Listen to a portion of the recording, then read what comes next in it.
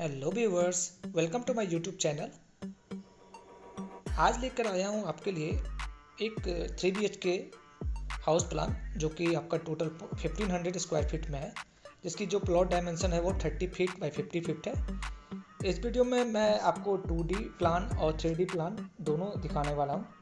अगर ये वीडियो आपको पसंद आए तो आप जरूर अंत तक देखिएगा और इसे लाइक, शेयर और मेरे चैनल को सब्सक्राइब जरूर कीजिएगा।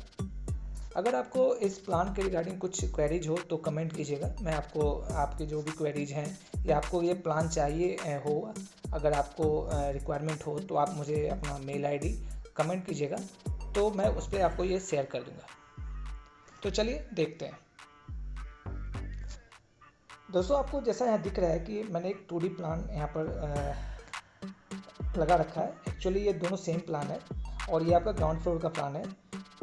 तो ये मैंने दो इसलिए लगा रखा है कि जब मैं एक पे आपको पूरा डिटेल में आपको समझाऊंगा तो आप उसको दूसरी वाले से आप कंपेयर करके आप समझ सकते हैं कि एक्चुअली हम यहाँ पर क्या मार्क कर रहे हैं। सबसे पहले जो ये है जो प्लान है, ये क्या है कि आपकी जो साइज़ है वो 50/30 की है, टोटल 1500 स्क्वायर फीट की है और इसमें 3 BHK का प्लान है। 3 बेडरूम आपको मिलेगा जो कि बिल्कुल स्पेसियस होगा। अगर आप इसमें चाहते हैं कि 4 BHK हो जाए, एक रूम और आप चाहते हैं तो वो भी मैं आपको बताऊंगा कि वो कैसे निकाल सकते हैं। ठीक है, तो सबसे पहले तो देखते हैं कि ये जो प्लान है आप रिलेट कीजिएगा। जो दोनों सेम प्लान है, आप ऐसा बिल्कुल मत समझिएगा कि ग्राउंड फ्लोर ये फर्स्ट फ्लोर का है। ये दोनों सेम प्लान है, बस मैंने इसमें एड ऑन इसलिए कर रखा है ताकि मैं जब इसमें कुछ मार्किंग करूँ तो आप उसको अच्छे से वहाँ रिलेट कर सकें। तो सबसे पहले जो आप यहाँ देखेंगे, जो मेन एंट्री है ये आपकी यहाँ से एंट्री है जो कि आपकी रहने वाली है 14 फीट 5 इंच इंटू 14 फीट, मतलब आप समझ सकते हैं 14 फीट बाई 14 फीट के अराउंड आपका ये रहने वाला है। जिसमें कि आपका हमने ये जो प्लान कर रखा है वो स्टेयर का भी प्लान कर रखा है, जो कि स्टेयर यहाँ पर दिख रहा है आपको, ये स्टेयर है। और फिर आपका ये जो बाकी एरिया जो बच रहा है ये आपका क्या आ जाएगा, पार्किंग एरिया आ जाएगा। तो ये मुझे लग रहा है कि ये 14 फीट 5 इंच इंटू 40 फीट जो है आपका सफिशिएंट स्पेस है। आप यहाँ पर देख सकते हैं। अगर मैं इसको अच्छे से डिलीट करके दूँ तो आप यहाँ देख सकते हैं कि 14 फीट में आराम से आप चाहें तो, अगर आपका जो स्टेयर है, स्टेयर को आप चाहें तो इधर से 5 फीट और इधर से ये आपका टोटल 14 फीट रहेगा और ये फिर 5 फीट। तो इसमें आपका स्टेयर आपका जो हाइट होगा बिल्डिंग का वो तकरीबन 11 फीट के आसपास का होगा, या 10 फीट या 11 फीट आप रख सकते हैं। तो उसके अकॉर्डिंग ये सफिशिएंट है, आपका यहाँ स्टेयर आराम से आ जाएगा। और फिर जो यहाँ स्पेस बचेगा, इस स्पेस में आप एक कार पार्किंग कर सकते हैं, बाइक पार्किंग कर सकते हैं। ठीक है, और साथ ही साथ आप इस स्पेयर को ये जो स्पेस है यहाँ पर, इसमें आप चाहे तो अपनी जो सेप्टिक टैंक है, जो वॉशरूम के लिए, जो बाथरूम के लिए, जो टॉयलेट के लिए, वो भी आप नीचे कंस्ट्रक्शन कर सकते हैं। और फिर आपका यहाँ जो ऊपर में जो स्पेस होगा जो फ्लोर में, वहाँ पर आप पार्किंग कर सकते हैं। चलिए, जैसे ही आप यहाँ देखेंगे कि ये आपकी एंट्री है। एंट्री होने के बाद आपको एक साइड में ये जो आपका दिख रहा है, ये आपका गेस्ट रूम है, जिसकी साइज़ जो है, इसकी साइज़ है आपकी 14 फीट इंटू 14 फीट 4 इंच। आप समझ सकते हैं कि 12 फीट बाई 12 फीट का जो रूम होता है वो भी स्पेसियस होता है। और यहाँ पर तो हमने जो ये प्लान किया है वो 14 फीट का है, 14 फीट बाई 14 फीट 4 इंच का, जो कि काफ़ी स्पेसियस है। वो आप as a guest room use कर सकते हैं, जिसका कि हमने जो एंट्री दिया है वो देखेंगे कि आप इस साइड से एक डोर आपका दिख रहा है और एक इस साइड से डोर दिख रहा है। 2 एंट्री है, आप चाहे तो अपने घर के अंदर से भी इसको एक्सेस कर सकते हैं, या तो आप चाहे तो बाहर से भी इसको एक्सेस कर सकते हैं। अब देखिएगा कि ये जो गेस्ट रूम है आपका, गेस्ट रूम के साथ हमने अटैच एक टॉयलेट बाथरूम दिया है, जिसकी साइड जो है वो 6 फीट बाई 7 फीट है। वो आप समझ सकते हैं कि इसमें टॉयलेट और वॉशरूम दोनों एक साथ है। तो आप ये 6 feet by 7 feet sufficient space होता है एक टॉयलेट के लिए, जो कि अटैच्ड है आपके गेस्ट रूम से।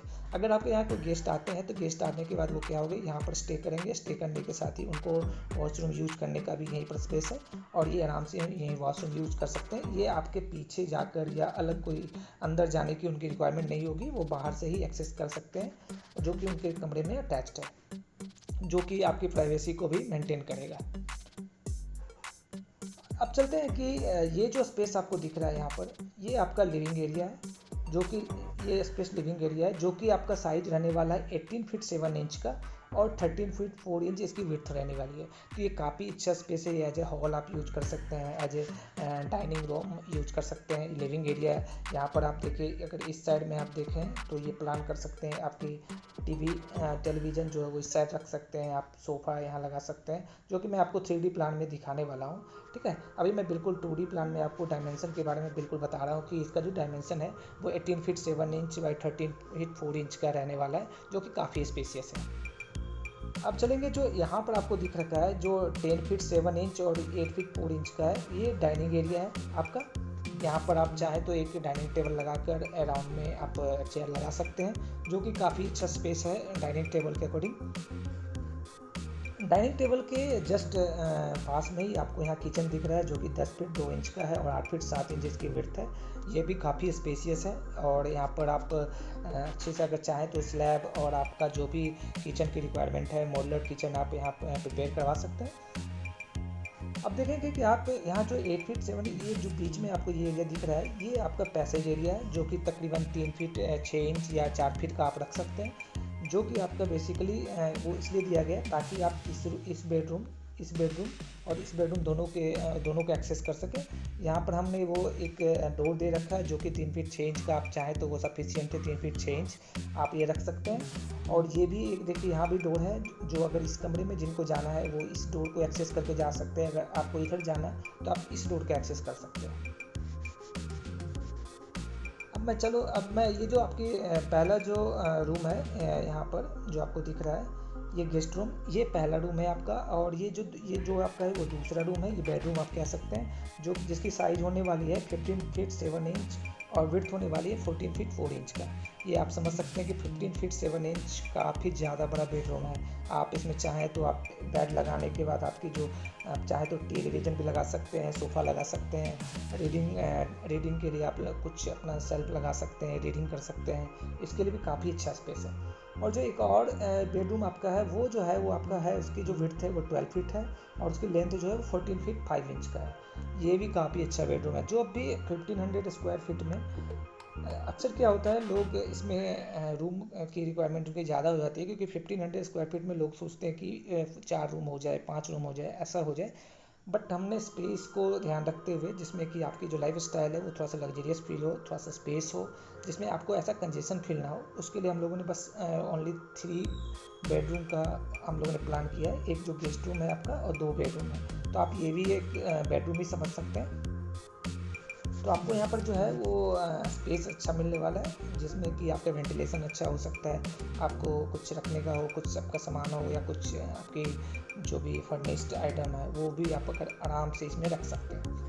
तो जो आपका दूसरा बेडरूम है वो 12 फीट बाई 14 फीट 5 इंच का है, और एक बेडरूम जो है आपका 14 फीट 4 इंच का विड्थ है और 15 फीट 7 इंच का लेंथ है।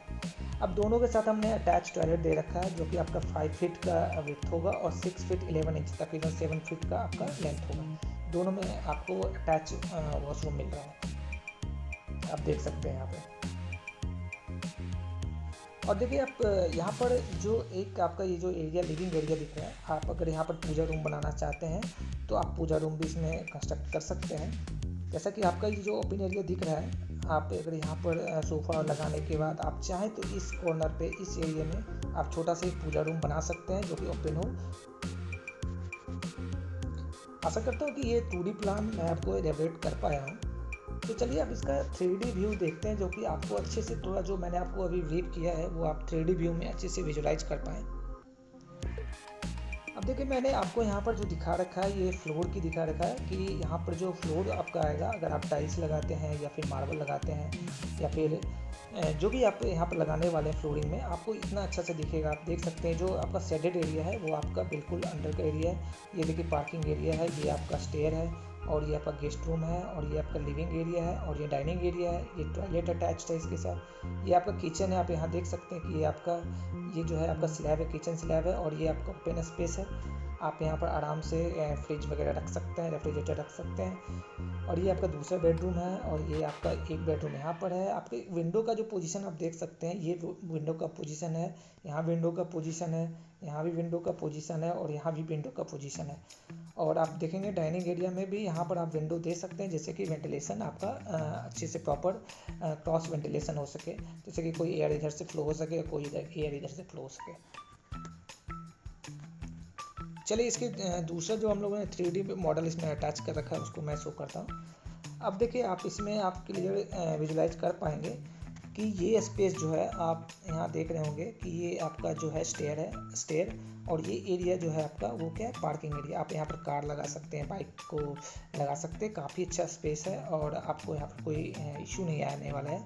अब चलिए मैं जो गेस्ट रूम है आपका, जिसकी एंट्री इधर से भी है और जिसकी एंट्री इधर से भी है, इस एंट्री से आप देखेंगे कि यहाँ पर अगर आप बेड को प्लेस करते हैं तो आपके लिए स्पेस अच्छा है। यहाँ पर एक छोटा सा चेयर लगा सकते हैं, सोफ़ा लगा सकते हैं और यहाँ पर आप ज़रूरी की चीज़ों को रख सकते हैं, ठीक है। और इसकी जो विंडो है, इसकी जो विंडो फ्रंट के साइड से दिया गया है, जिससे कि एयर की वेंटिलेशन अच्छी से यहाँ पर आ सके।